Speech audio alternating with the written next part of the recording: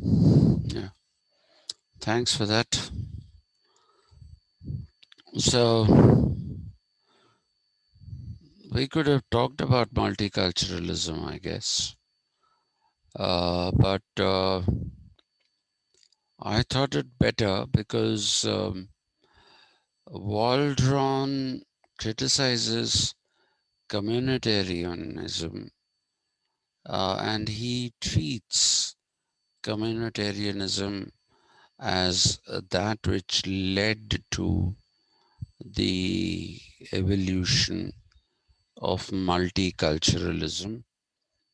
Though it calls itself multiculturalism, uh, please remember that ultimately what you're talking about is different communities practicing different uh,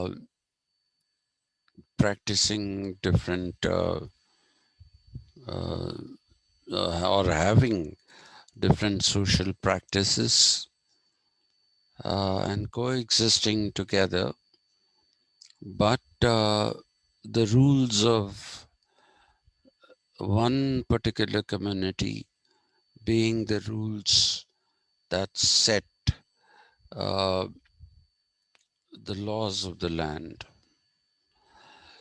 Uh, every time the BJP talks about a uniform civil code in India, then there is a problem.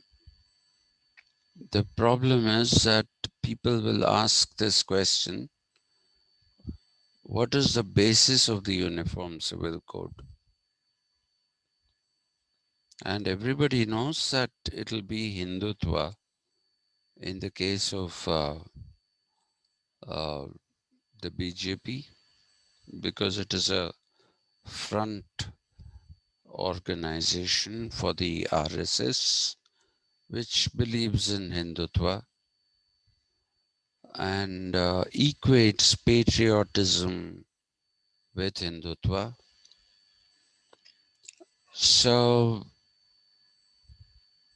people immediately get suspicious and say, on in what are you going to base this uniform civil code?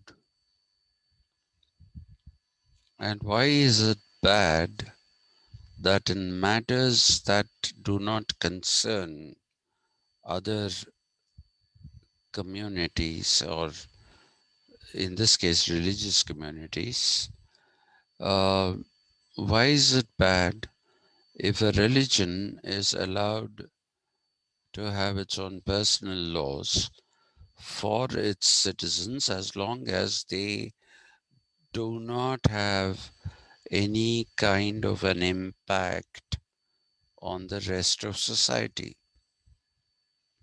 So what is wrong with a separate personal law for Muslims, for Sikhs, for Christians, for Hindus?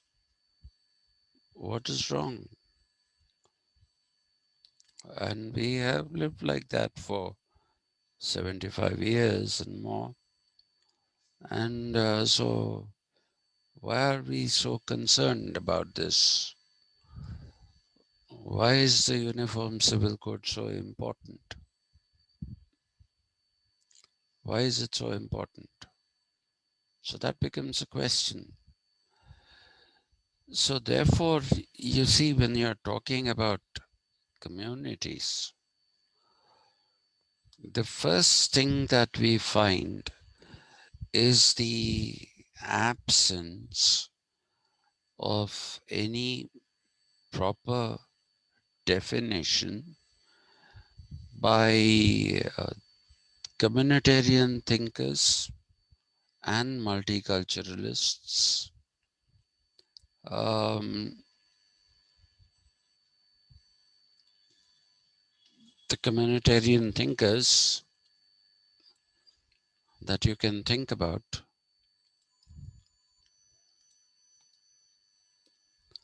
are uh,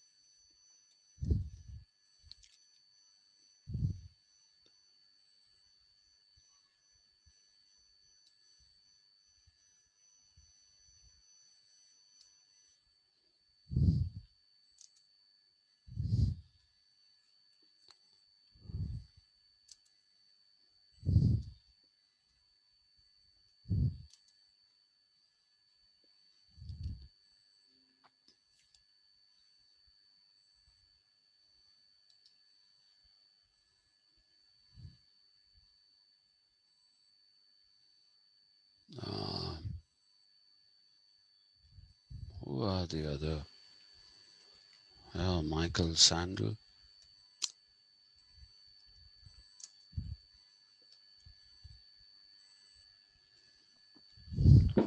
Sir, what is made by Uniform Civil Code? One set of rules governing all the people. No separate family laws.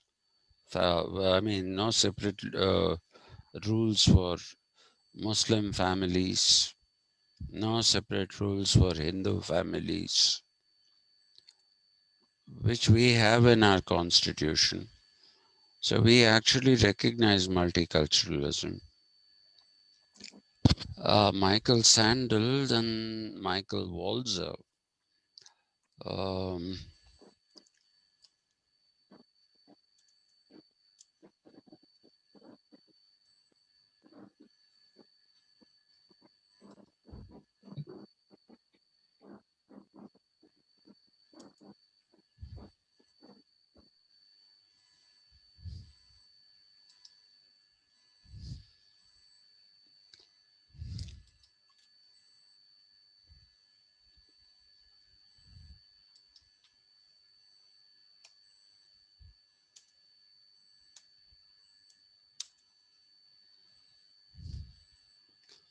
want to add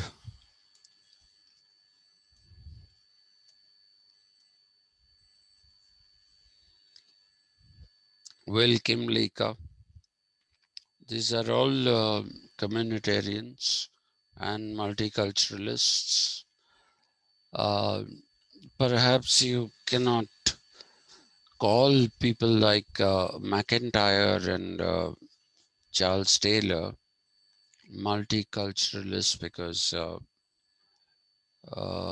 they have expressed some reservations about multiculturalism, but they are definitely communitarians. Um, and they can be clubbed along with the multiculturalists. So we talk about all these people who emphasize that uh, the days of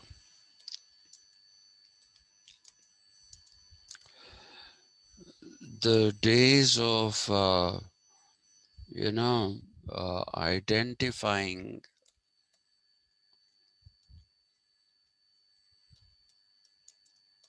culture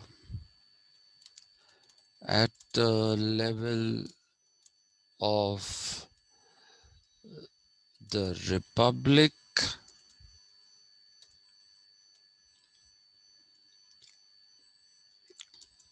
nation,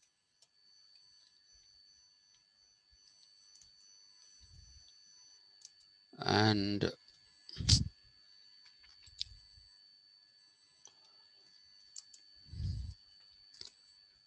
state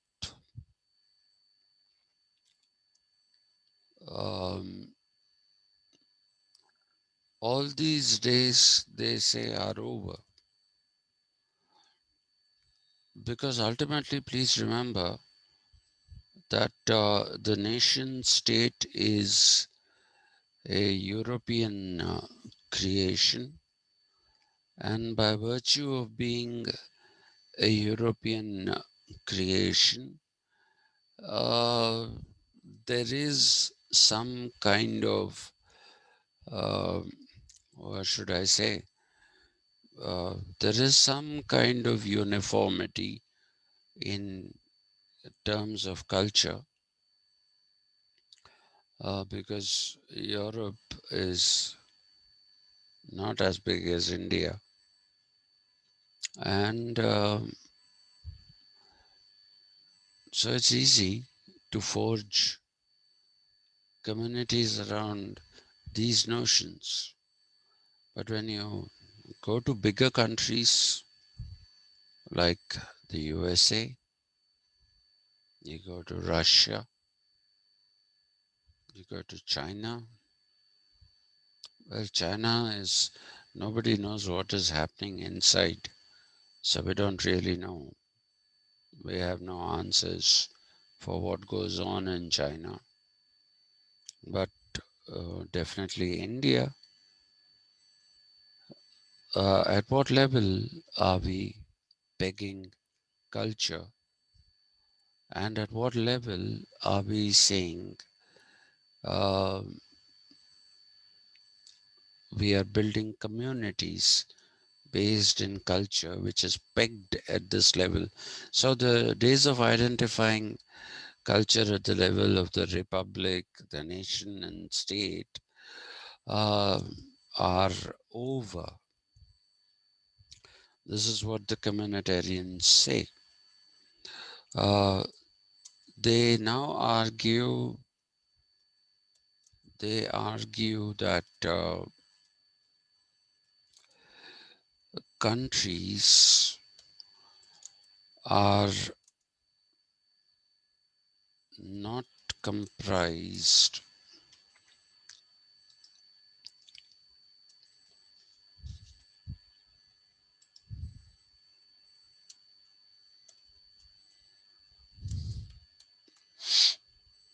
Countries are not comprised of populations which are homogeneous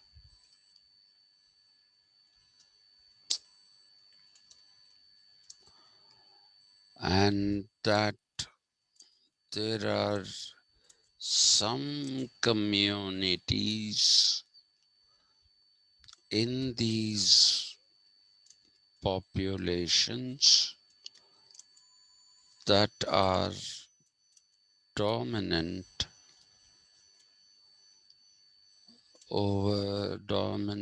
and dominate other smaller communities. This is the basic premise. So the whole idea of rights not being at the level of the individual and being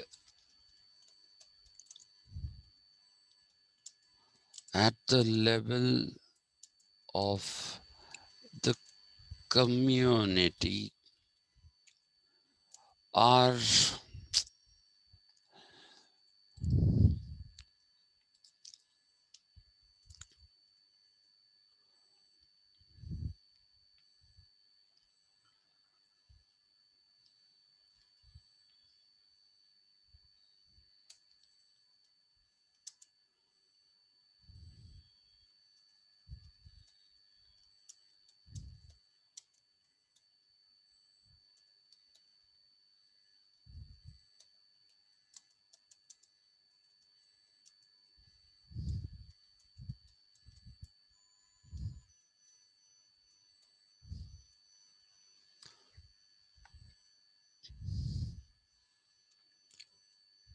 this is what we have. Now, yesterday itself, while I was talking to you about Rawls and Michael Sandel, my argument was that Rawls was a giant and Michael Sandel was a dwarf. And one of the reasons that I cited for calling him that being a dwarf riding on the shoulders of a giant, is because there is a hidden agenda, possibly, in Michael Sandel's communitarianism. It seems like Michael Sandel is somebody who's looking at various church going communities, trying to build a base around church going communities. And that brought us to the notion of civil society as articulated by Antonio Gramsci. And I told you that the definition of community is missing. So today, what I propose to do is raise a few questions that are my own and also bring to light questions that have been raised by Jeremy Waldron uh, in an article on communitarianism and multiculturalism, in which he raised a few important questions. So let's start with those questions, and then we'll go back again and explore things. So let's first ask ourselves a few questions. Uh, these are, let's say, questions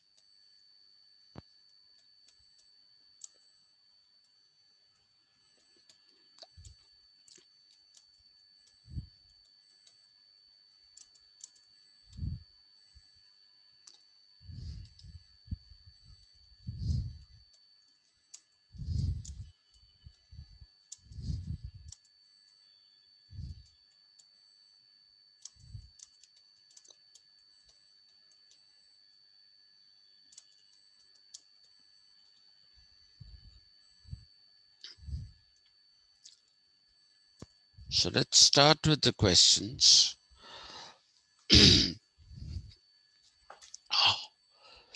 Sorry. Um, Question number one can be, is, that's the most fundamental of all questions, is an individual, I'll just write it as ind, otherwise the space will not be sufficient for me to raise, because there are about 10 to 12 questions that I want to raise. Okay, so I'll just write individual as ind and community as com. Is that okay with you? Yes, sir. Yeah. Yes, sir. Then otherwise, I won't be able to put all the questions at one place, and I need to put them at one place. Is an individual a creation of a community? How did that happen? This is one question. The second question, does an individual, how do I put it, owe his her existence uh,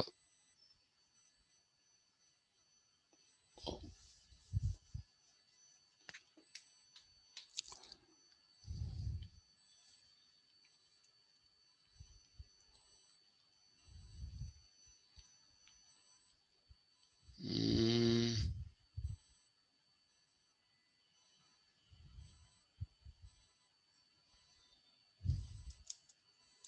to the community in which one in which that person has been brought up.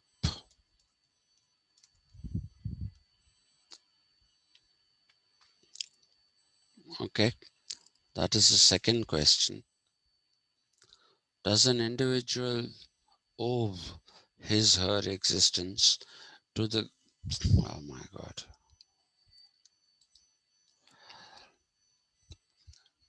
existence to the community in which one has been brought up in? uh, are individual choices um,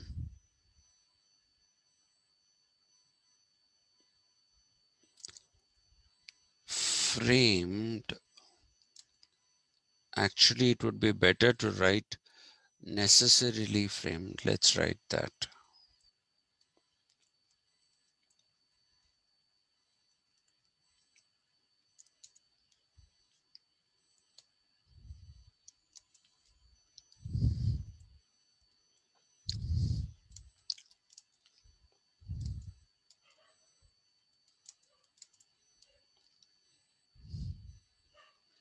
From now I'll write context as C text, huh? If it comes up.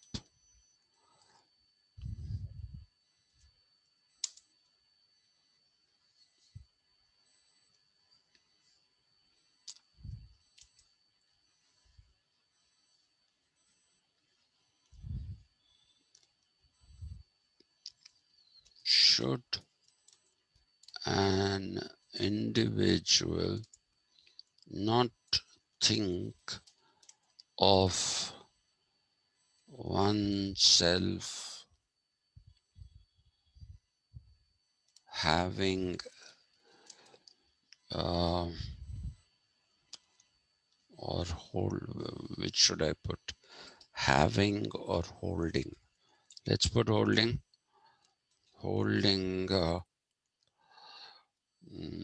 rights against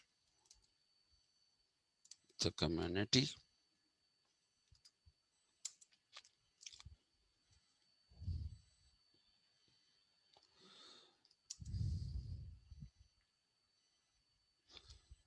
is the community supposed to denote small entities or large ones? I'll just write small entities or large entities. Okay, which will be um, small entities will be villages, okay, and uh, neighborhoods, which we call mohallas and nukkads in India.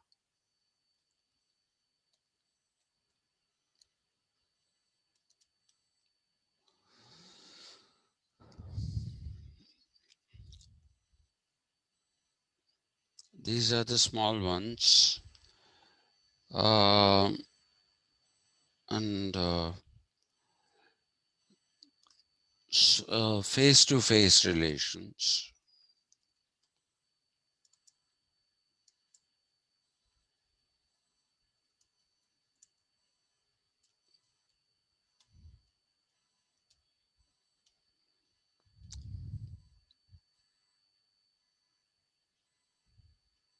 Yeah, that is, I think, enough. Larger ones are anything. I'll come to that when I explain this point. Sixth point will be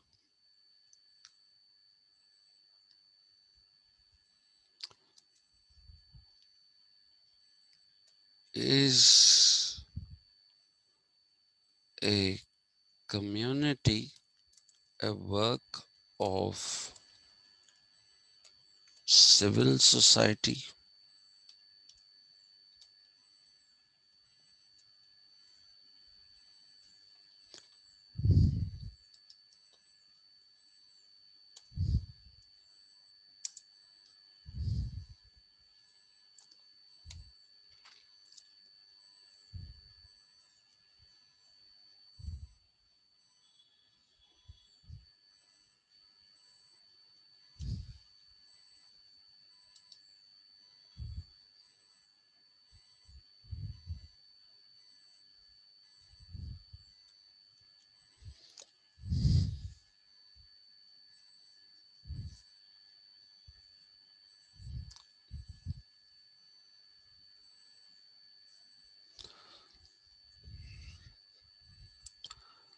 I'm wondering how to put this point.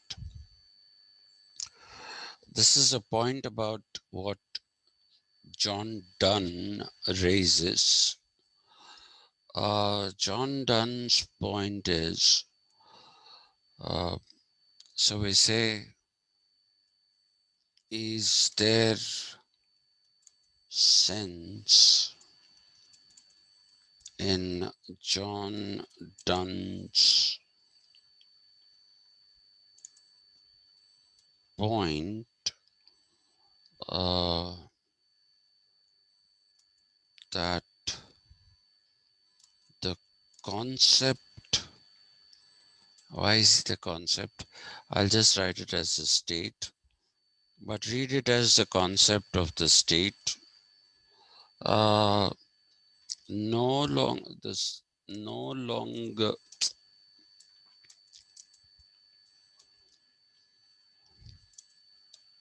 picks out what happens. Why does this happen? Uh, no longer picks out a natural kind, um, denoting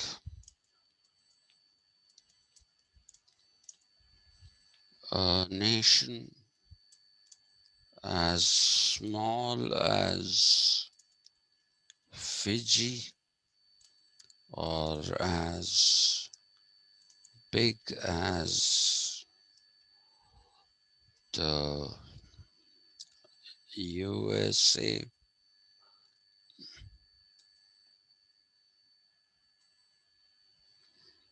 um, as tight as Singapore,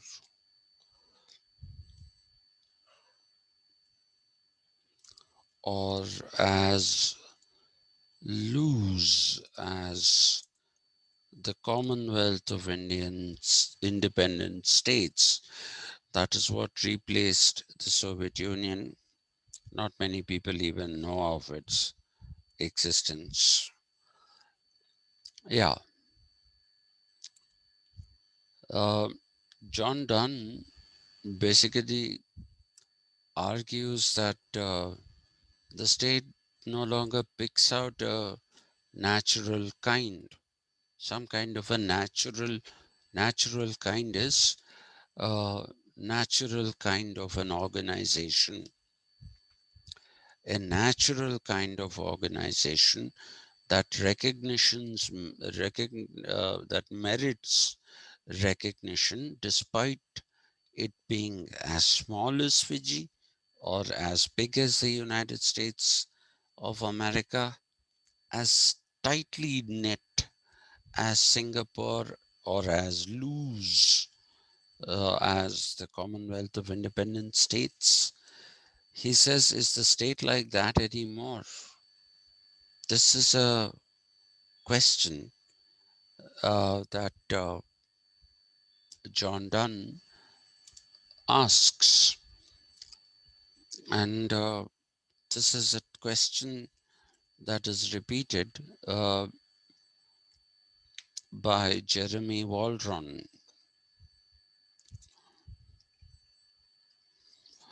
who also says, is there any sense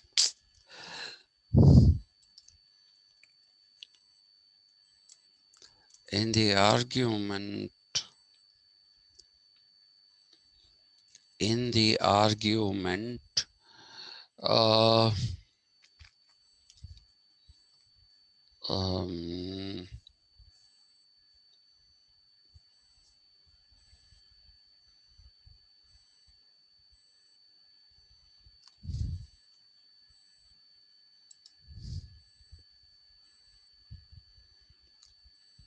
for every state there is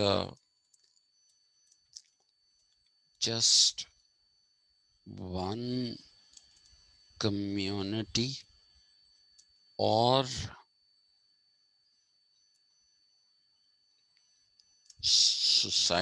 community or society to which individuals uh, owe their existence and allegiance.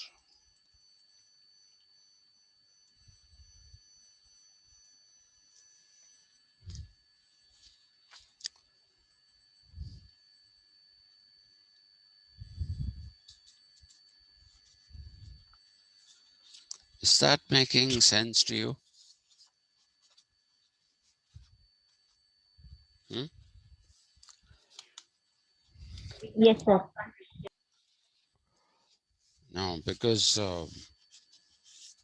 I'm operating in stunning silence. So, mm, go away, go away. My little doggy comes for petties. Uh,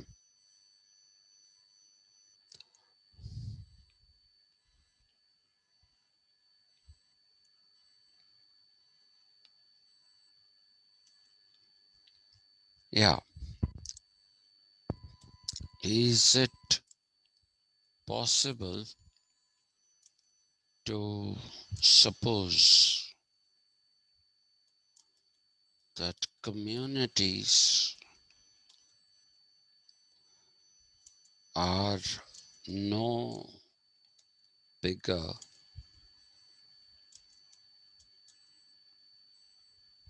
than states? And finally,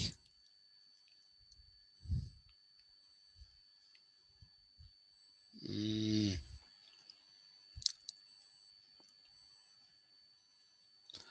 if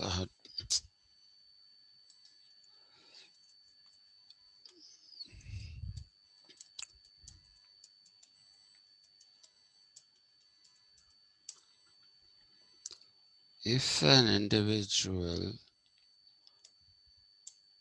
is a product of a community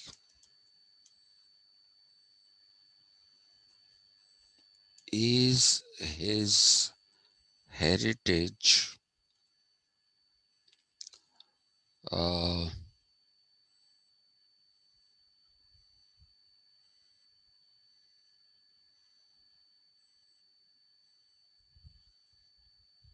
no, there's something wrong here.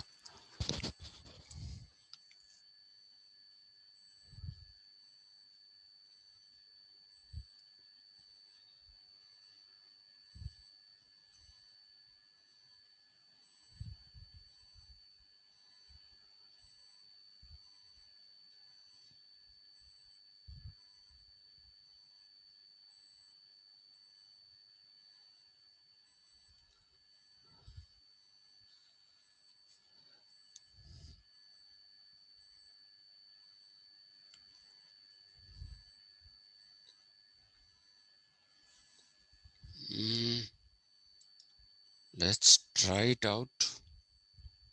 If an individual is a product of a community, is his heritage limited by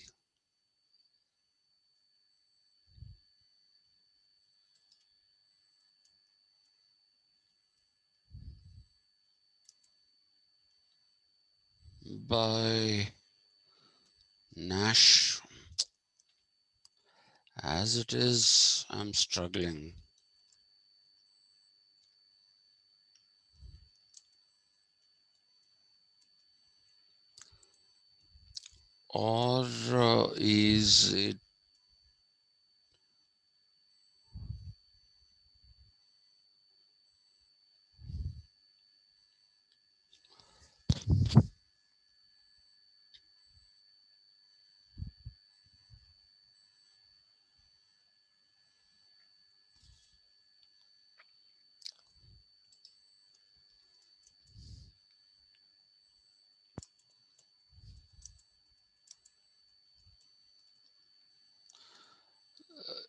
Or is it as wide as language, literature, and civilization? That uh,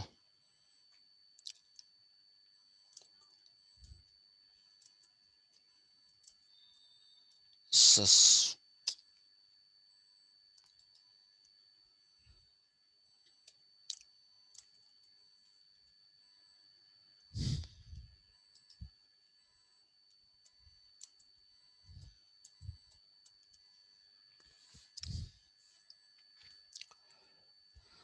yeah, so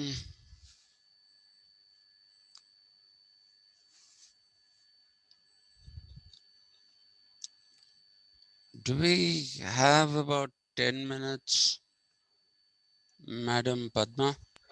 Yes, sir. Please. We can. Otherwise, because I can't save this, that is the problem. Yes. Mm, um, Now we got to find answers to all these questions, sir. yes, Okay. first and foremost, try and find an answer to this. Is an individual the creation of a community? Okay, creation of a community meaning his mental attitudes, the nature of his rationality, are they dictated by his community? These are all questions that have not been answered by people who are communitarians. They have not been answered by people who are communitarians. Okay, so the thing, therefore, is let us see if we can answer them. Is an individual a creation of a community? If an individual is purely a creation of a community, then there is no diversity in the nature of individuals who belong to one community. First of all, what is this community that we are talking about? Please remember one thing. A community is a fluid structure, a fluid thing. You know what is fluid? Something which is flowing. Water is fluid. Air is fluid. Communities are fluid. Their membership changes, right? If today I am a Hindu, but suppose I decide to become a Christian. If I see, and there are so many people who have become Christians, not out of coercion or Sir, in, caste does not belong to community. no. Caste is a closed category. Community is an open category. You can't say, I'll become a Brahmin. Okay. You can say, I'll become a Christian, but you can't say, I'll become a Brahmin. So, caste and community are two very different things. Very, very different things. Uh, so, a community is very fluid, the membership is open. So, if you're talking about a cultural community, if a Brahmin suddenly decides that he'll become a Christian, which has happened in Kerala, you have what are called the Nambudri Christians. The Nambudris are Brahmins, and many of them, for various reasons, chose to become Christians. Now, if they are products or if they are creation of a community, which is a community of Brahmins, then they should all be the same. How come these people have decided that they'll go and become Christians? I am pointing out the case of Brahmins specifically because if you talk about lower castes, you can say lower castes have been enticed with money, or you can say lower castes have gone into other religions to escape the ostracization of being a lower caste, which also hasn't happened, by the way. So, a Brahmin, what is his motivation? He's got everything. Why is a Brahmin saying, I want to go and become a part of Christianity? Or why did Cassius Clay,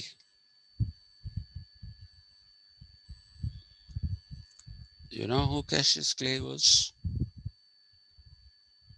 Cassius, Cassius, Clay. Clay. Anyone heard of him? Okay. Cassius Clay was a boxer. He was an Olympic gold medalist. And what did he do? He threw away the gold medal by standing on the San Francisco Bridge. He said, this is zilch. And he turned a professional boxer. And he was a black man. And he's better known as Muhammad Ali. Cassius Clay became Muhammad Ali. So a Christian gave up, um, what should I say? A Christian gave up Christianity and became a Muslim. You might say this is a black man, and Christianity is not his original religion anyway. Well, okay. So then I can argue about a friend of mine, white Christian in America, who decides to become a Muslim. Not only she, her husband also decides to become a Muslim. So, husband, wife, and 3 children all become Muslims. They stop being Christians. If these people are a creation of their community, which is a Christian community, then they should be like other Christians. Why are they wanting to be different? Why are they saying, um, why are they saying things like, uh, we want to change? That's a question. Does an individual owe his existence to the community in which he's been brought up? Really? Think of that. Do we owe our existence to the community in which we've been brought up? I have faced several ostracizations in several instances because I refused to do what was expected of me as a Brahmin. I don't believe in Brahmanism. I don't believe in this religion called Hinduism. I believe in a God, a pantheistic God. The universe for me is God. So I don't really say prayers.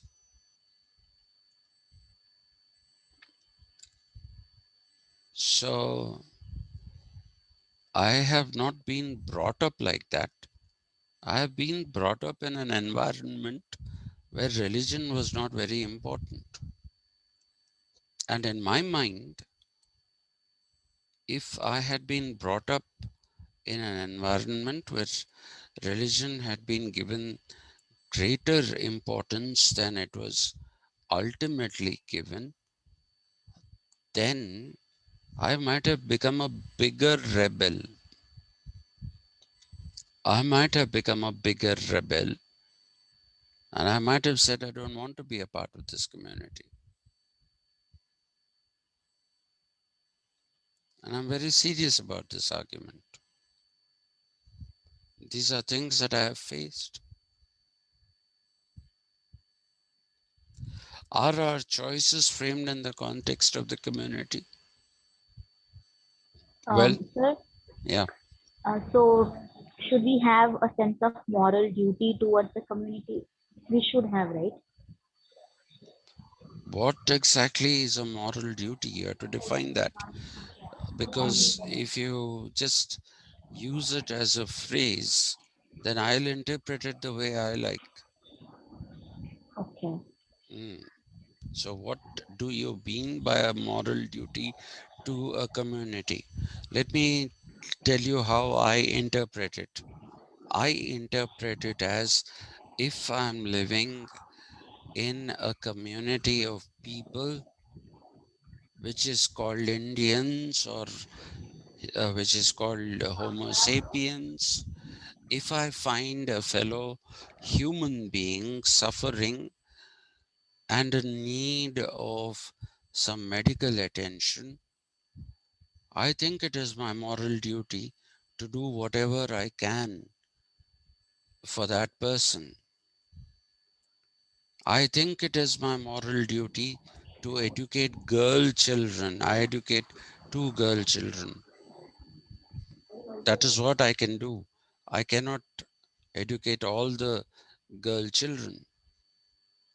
When I say I educate, I even pay their fees. I do all those. So that I take as my moral duty to the community. Yes, sir, that's what I meant to. It Yeah, should that's, we should do our own individual part, whatever we can, for the yes, development of all. yes, yes. But communitarians don't say this. Communitarians are basically trying to tell you, you derive your identity from whichever community you come from. And therefore, uh, everything that you do, you owe it to that community.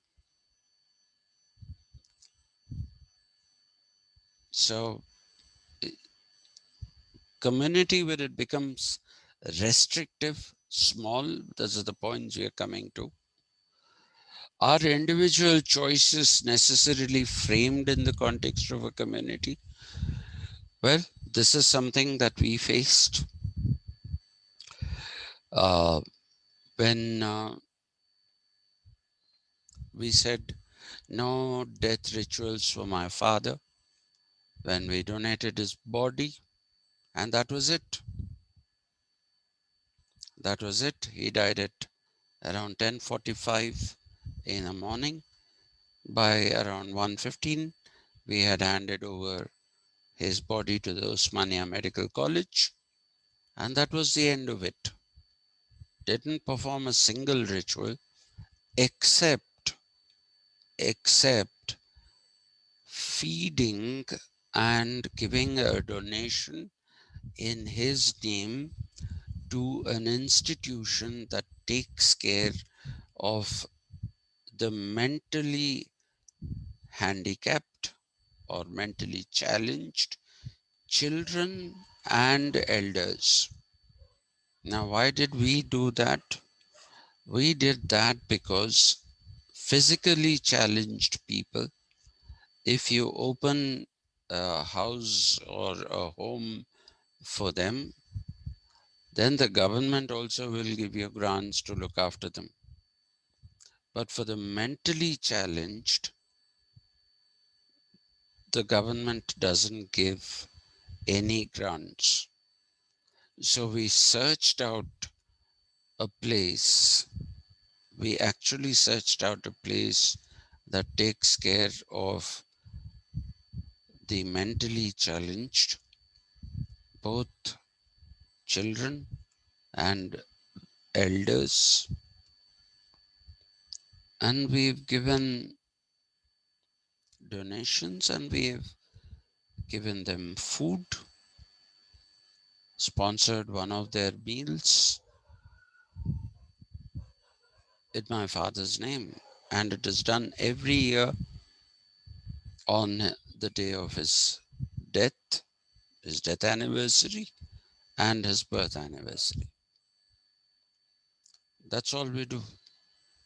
I don't believe in having a Vaikunta Samaradhana and saying and inviting all my relatives who are extremely well to do, feeding them up to their ears and sending them. Why?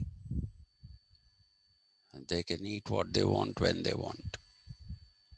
So, where is the big necessity? So, some of us were criticized.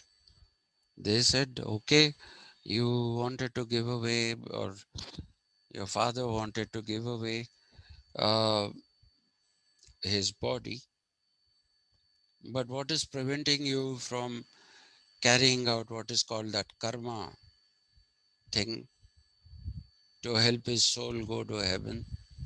I said, who am I to help his soul to go to heaven? Who am I?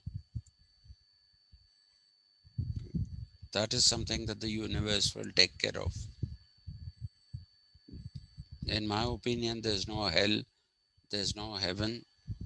It's all in being born again and again, and being born in a certain fashion, suffering if you have a bad karma. I believe in karma, bad karma in different lives. I see myself, I accept this grotesqueness that I am. I accept all the diseases that I have, and I say, well, this is because of something that I have done, that I have divinely been ordained to become this. So it's okay. I'm at peace. So I didn't make any of my choices in the context of my community by saying that I have to do a 10th day ceremony. I have to do a 11th day ceremony, get the house blessed. Now,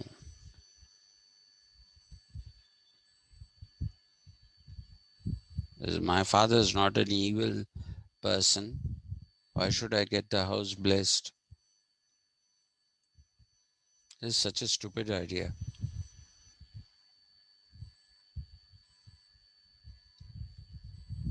My father was a very noble person, nothing evil about him. Should an individual not think of oneself as holding rights against the community? The answer is no. An individual need not think, I have rights against my community. I have a right to dissent. I have a right to dissent and say, I will not comply with something that doesn't sound rational to me. I will not do something that goes against the grain of my beliefs. Just because an identity has been thrust upon me, just because an identity has been thrust upon me, it doesn't mean that I accept that identity. I don't accept those identities. And we don't have one identity anyway. We have several identities. So, what community are we talking about? If you're talking about me as a teacher, then I'm a part of a community of teachers. If you're talking about me as a person suffering from diabetes, then I'm a part of a community of diabetics.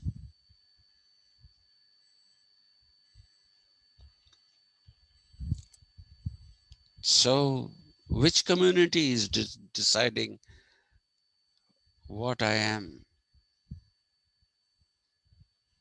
We don't have one community alone. There are multiple communities to which we belong. Anyway, so we should have the right to revolt. I may be a Brahmin, but I don't believe in all those things that these people do. I don't believe in the rituals. So that's it. So one should have the right against the community. One should have a choice to leave the community if it becomes overbearing.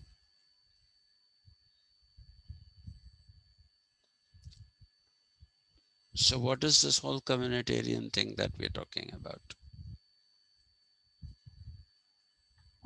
it is also so abstract, sir, that it's not visible. That is exactly what I'm saying. Yeah. We are members of a number of abstract communities. Mm. You're a member of a student community.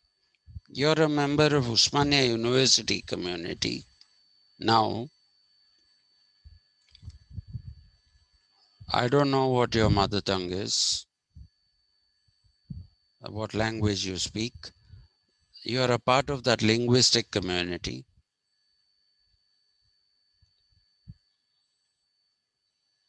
If you speak Tamil, you're a Tamilian. That's one identity, one community. If you are a, what should I say? Um, if you're a business person, then you belong to the community of business persons. So there isn't one community. There isn't.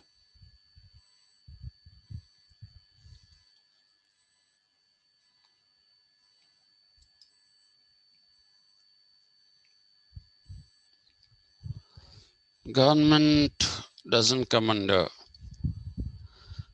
community. No, ma'am. Government doesn't come under community.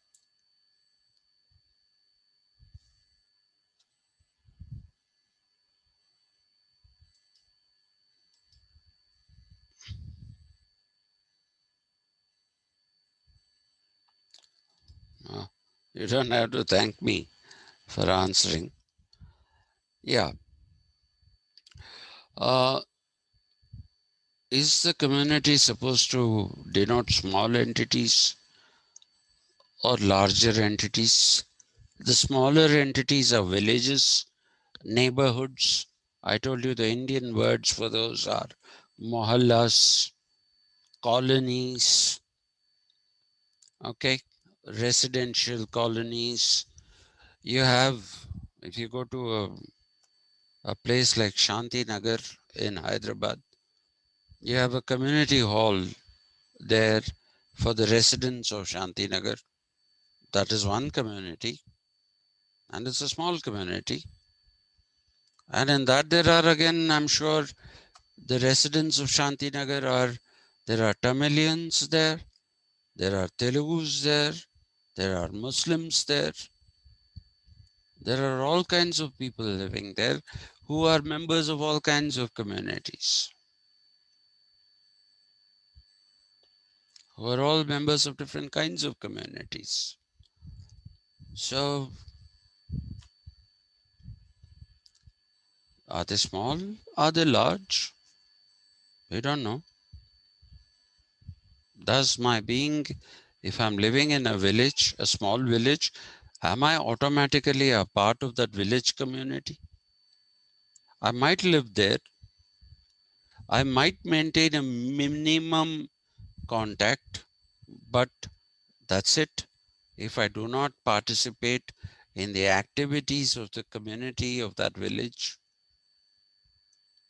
I am not a part of that village community. I might live in a neighborhood, but I don't know anybody in my neighborhood. So there is no community here. Where I live, there is no community. Just up the street on the other side, there is a community of colony residents. But I don't have a community of neighbors. Face-to-face relations, do they form communities? They certainly do.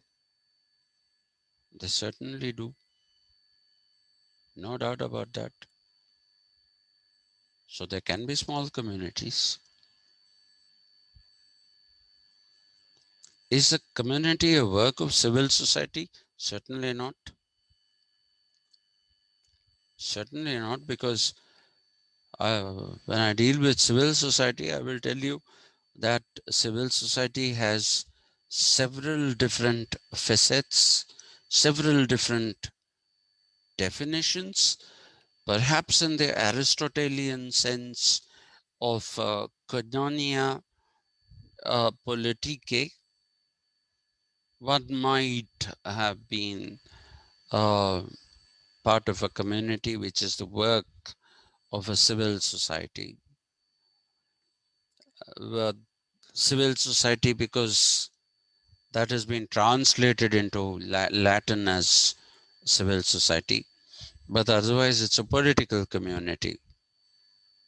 It's a political community, not a civil society at all. The Greeks didn't have an equivalent of civil society. The Romans didn't have an equivalent of a political community. So you see, there is a language thing also. Now, John Donne made this point recently, that the state no longer picks out a natural kind, which I think is a spurious point. Not spurious in the sense that this is an invalid point. My problem is with this word, these words no longer picks out a natural kind. That a state no longer picks out a natural kind, which is linguistic, race, one state, nation state, one language, one nation state. Where was it ever there?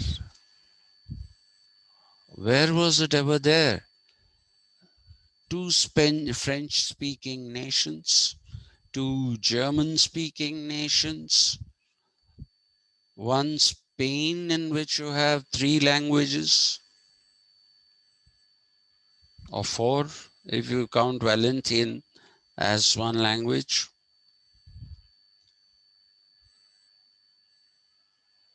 And what about India? 700 plus languages. What about it? So when was the state formed out of a natural kind? I told you the state was pragmatically formed by the demands of capitalism. And when we come to liberalism of the Lockean variety, I shall reiterate this particular point, that the formation of nations and nation states has very, very little or nothing to do with any natural kind of categories. No. The states came into being with the idea of expanding a market but restricting competition.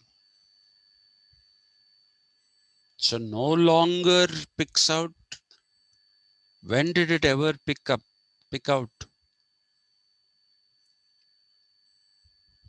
When did it ever pick out? It never picked out. Capitalists got together and said, this is a state. These are the boundaries. If you have to come here, you have to come here with our permission.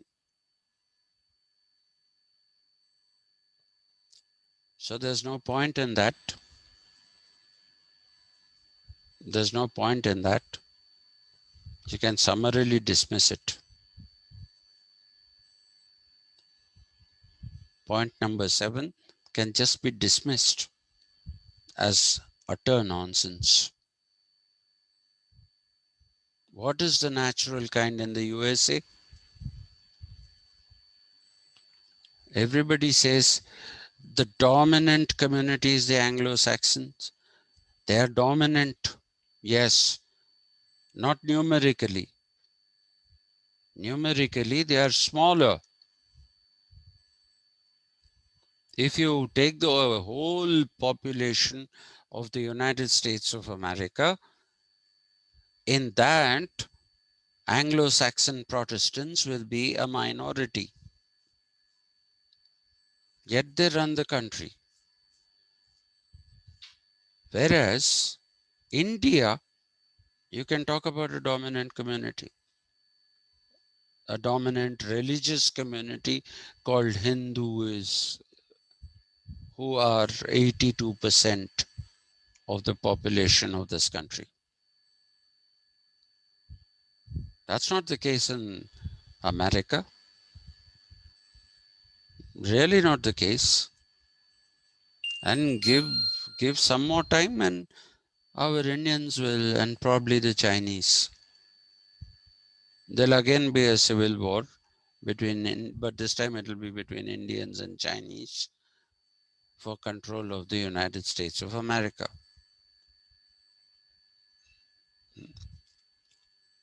So,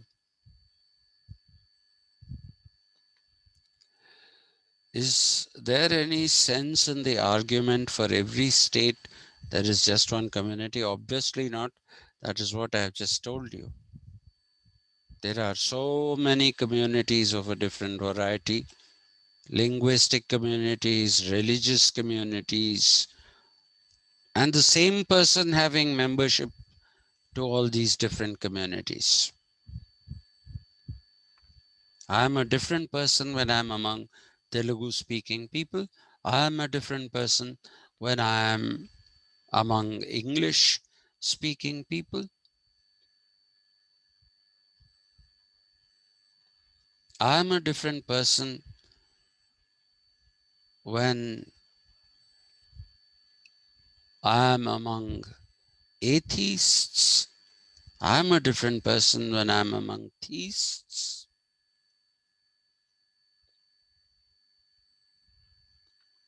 So there's no just one community or society to which we owe our allegiance. We owe our allegiance to many societies. Is it possible to suppose that communities are no bigger than states? No. If you talk about the Protestant Christian community, that's much bigger than England, which is the seat of Protestantism, thanks to the Anglican Church. And what Henry VIII did,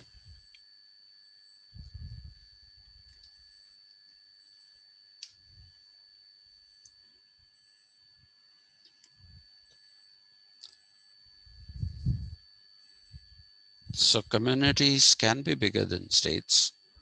There are transnational, trans-state communities.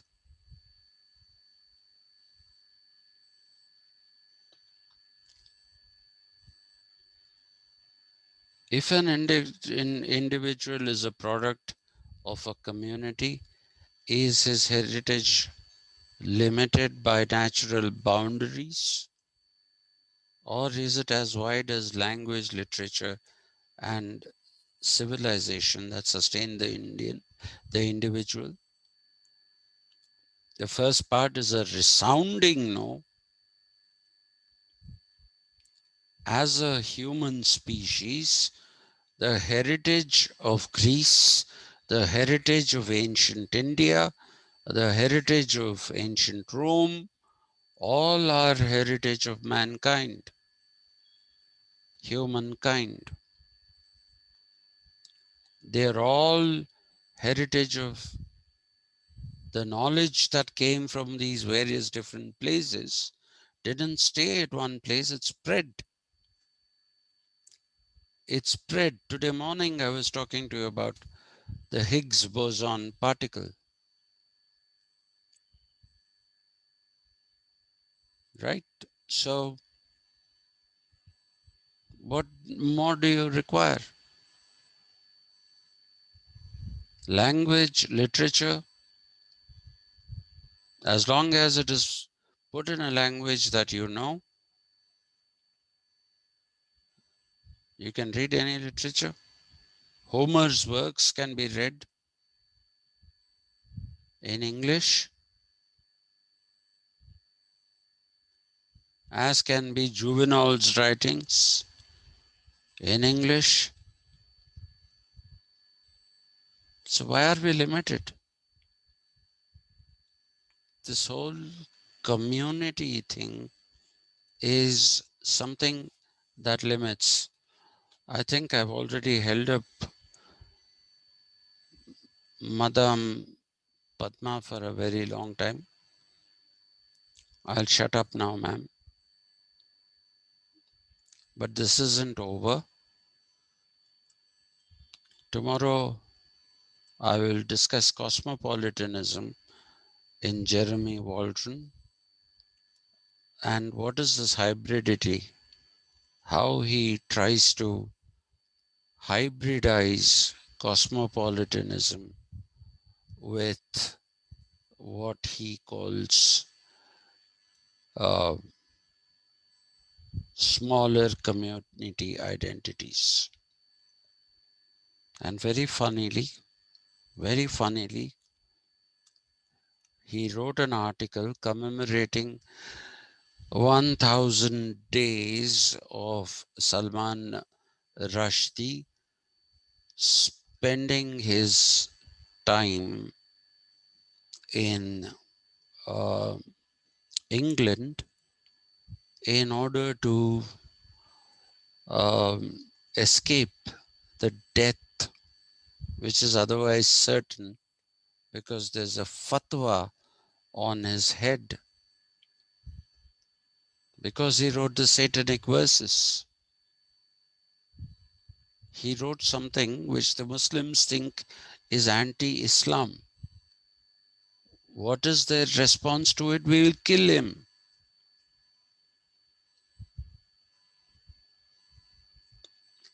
So does anyone want a membership to a community like that? That doesn't even allow you to say something that you feel genuinely about?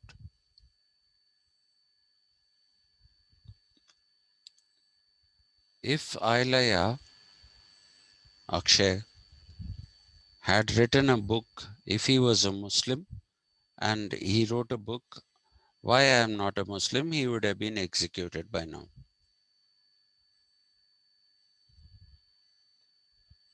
Seriously, he would have been executed by now. Or he would also have to go and live in some place else, in hiding. So we'll pick this up tomorrow. Hopefully we can wind up multiculturalism.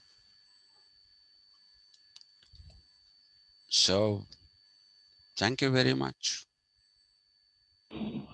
Yes, sir. Thank you so much. Yeah. Vishnu Priya, Yes, sir. are you feeling a little more comfortable? Just a little Yes, more. sir. Hmm? Yes, You're sir. Yes, compared to the first 2 days. You're yes, feeling sir. okay. You will feel more and more Yes. comfortable as the time passes. You will feel. Don't worry about it. Okay, sir. Yeah. Thank you, sir. Righto. Thank you. Pantulu garu. Yes, sir. Yeah. Namaskaram. Huh? Sir, why did Salman Rushdie flee to America, sir? Because he wrote this book called The Satanic Verses, which was interpreted by the Muslims as an anti Islamic work. But the So they, constitution gives freedom of in speech. India, but they wanted to execute him elsewhere. The fatwa came from Iran. Oh, Yeah, the fatwa came from Iran, and therefore he had to flee. He didn't feel safe enough in India. He didn't think that the Indian government will have the will to protect him, and he was right. You saw what happened to Taslima Arif, the Bangladeshi Muslim writer. Taslima Nasreen. Nasreen, sorry, thank you. Taslima Nasreen. Out here in Hyderabad, in the press club, there was an attempt by the MIM to murder her. She barely escaped and is now living in some Nordic country, because otherwise she'll be executed. Where was the protection given to her in India? West Yes, Bengal sir. said, no, we can't give you protection. So that's why they flee to Western nations. Does Western nations give protection? Yes, they have been protecting Salman Rushdie, they have been protecting Taslima Nasreen. There are many people like that. Though when it comes to West-West thing, Julian Assange, WikiLeaks, Founder. mm, uh, the UK is not protecting him from the US. He is there, but people are scared that any day he'll be handed over to the United States of America, in which case, in a matter of hours, he'll be executed.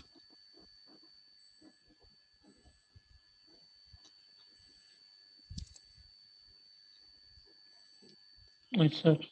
Okay, thank you. So Thank you, sir. see you tomorrow morning.